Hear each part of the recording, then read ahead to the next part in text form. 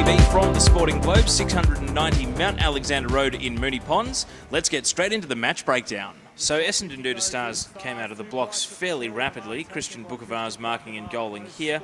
And the next two highlights we'll see Slate to Lob and Lob kicking the goal, and then McClure to Clark and Clark running into an open goal. And Adem, even though Pascoe Vale were having a lot of the ball on half back and through the middle, they weren't hitting targets inside forward 50. I would estimate that they actually had 15 of the first 20 inside 50s. It's just that Essendon Doutta Stars were far more clinical taking their chances. Yeah, it was the kind of game where up forward both clubs had a lot of options, but you're right, Teo, Pascoe weren't really making the most of them, and Doutta Stars did have the early start, and as we see Clark here run into a goal. It's 18 minutes and 18-1 at this stage, but Patrick Vespremi was the man who got things kick-started for Pascoe Vale, holding his ground and taking a nice solid contested mark, and then going back and making the most of what was a formality from the set shot, but they really needed a goal at that point.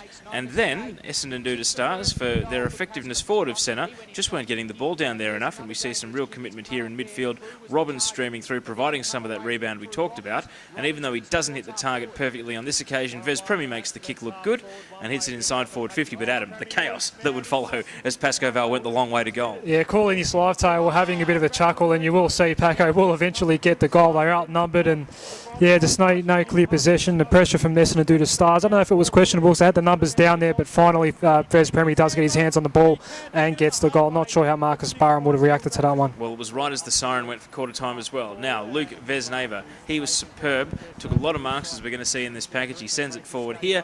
Vespremi slides out and takes the grab. And I didn't think there was much doubt about this. He did the Stevie Johnson set, shot, snap, and put it straight through. And at that stage, Pascoe Vale actually hit the front, 20 points to 18.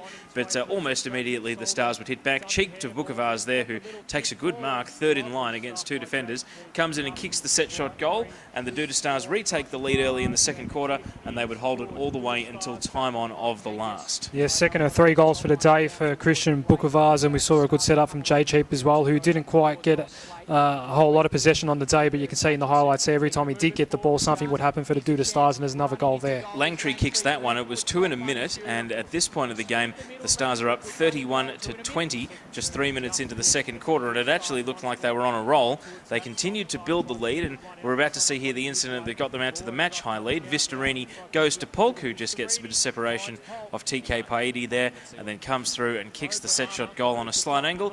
It was 44-26, 12 minutes into the second quarter. And again, Pascoe Vale needed to go to the well. Luke Vesneva comes up here with a great contested mark. Yeah, you saw Polk a moment ago and Vesneva as well. It was a game where up forward both clubs had a plethora of options, and that was a lovely goal by Vesneva there. Now we see here the Vesneva brothers link up, and that contested mark actually takes us to half-time. The camera couldn't quite capture the goal, so we move on into the third quarter now, and this is Josh Blake roving and taking possession, kicking a very nice goal on the turn in the first minute of the third. Yeah, and that got the home crowd up as well. Blake kicking a nice goal there. He was really pumped up, and Pascoe were coming, but the Doutta Stars just ahead at this stage. Now, the Stars go end-to-end here. This is one of their best moves of the day, starting with John O'Morris. Calvarese, who was one of their best on the half-back line and going deep in defence, gets it to Clark, and we'll see a bit of end-to-end transition here. This is what the Stars can do at their best, but unfortunately there just wasn't enough of it throughout the course of the day, because it's pretty much clean ball movement here. They win the one contested marking situation by spilling and retaining possession, and the rest of it was really uncontested clean movement of the footy.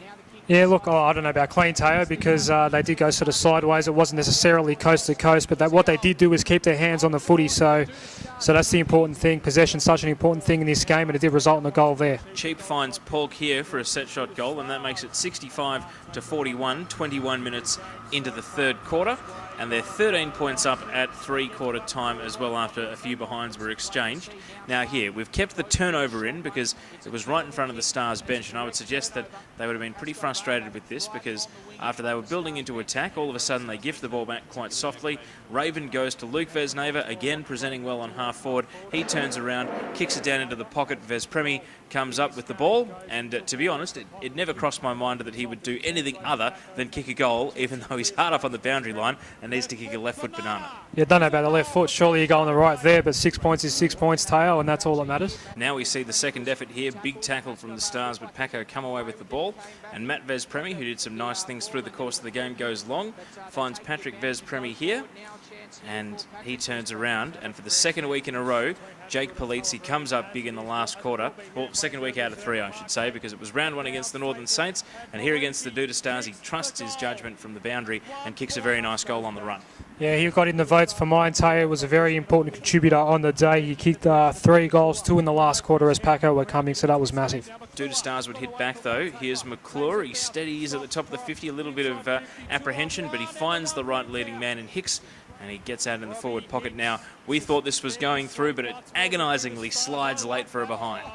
Yeah, that would have been that was the biggest kick in the game up until that point, and yeah, the Stars really needed it. But it didn't matter because it would have a 7-point play effect. Naboo roves the kick in, and at this point, 15 minutes into the last quarter, it's 76-67, 9 points the margin. The Stars probably a goal away, but as they had done all day, Pascoe hung around. Raji inside forward 50, and Matt Vesneva, just as he did before the halftime siren, coming up with a big mark and goal.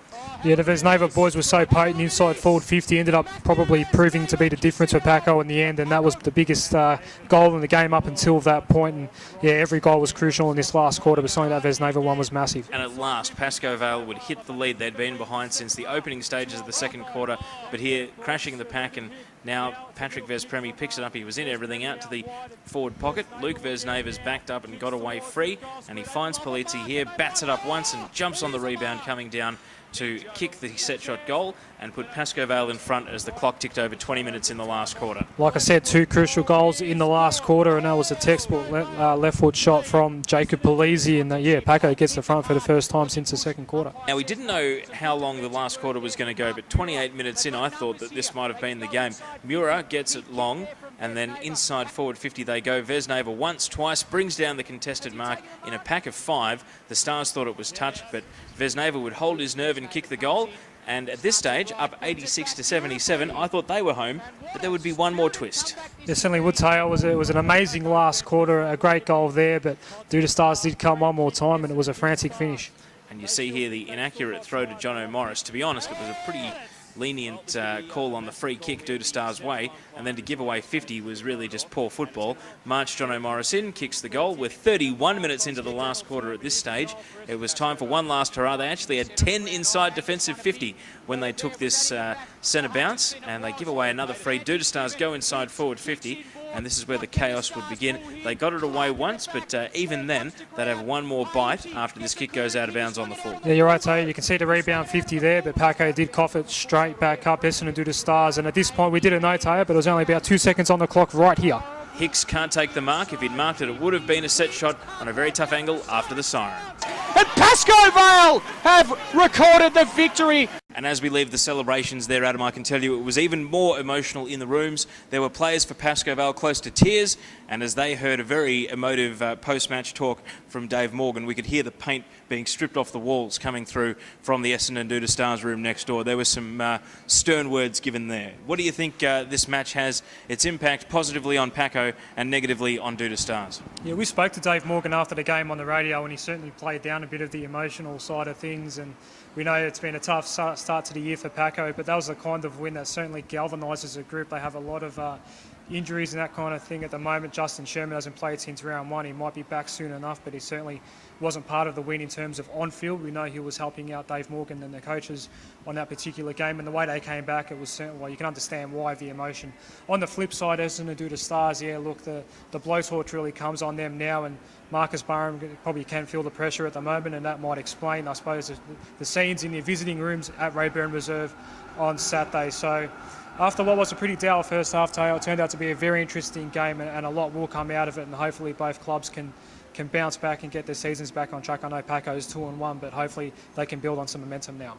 This is EDFL Web TV. Click the link appearing on your screen now to see the rapid fire segment.